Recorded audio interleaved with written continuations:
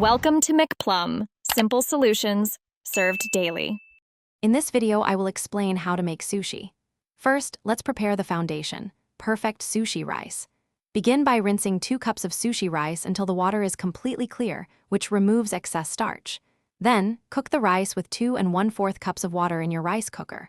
Once cooked, gently fold in a seasoning mixture of rice vinegar, sugar, and a pinch of salt. This creates that signature tangy flavor and sticky texture essential for delicious sushi. Next, we'll get our nori and fillings ready. Place 1 sheet of nori, with the shiny side facing down, onto your bamboo rolling mat. This ensures the roll holds together well. Now, gently spread a thin, even layer of your perfectly seasoned sushi rice over about 2/3 of the nori sheet, leaving 1/3 bare at the top. Then, arrange your favorite fillings, such as thinly sliced fresh fish, crisp cucumber, or creamy avocado, horizontally across the center of the rice. Now for the exciting part, rolling your sushi.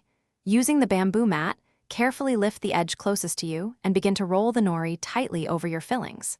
Apply gentle, even pressure with your fingers as you continue to roll forward, ensuring a compact and uniform shape. Once you reach the exposed edge of the nori, moisten it with a little water to create a secure seal. This technique helps prevent your sushi from falling apart. Finally, it's time to slice and serve your beautiful sushi rolls. For clean cuts, use a very sharp knife, dampened slightly with water. Slice each roll into 6 to 8 uniform pieces, about 1 inch thick. Remember to wipe your knife clean with a damp cloth between each cut. This prevents sticking and ensures neat presentation. Arrange your freshly made sushi on a platter and serve immediately with traditional accompaniments like soy sauce, a dab of wasabi, and refreshing pickled ginger. Enjoy your homemade creation.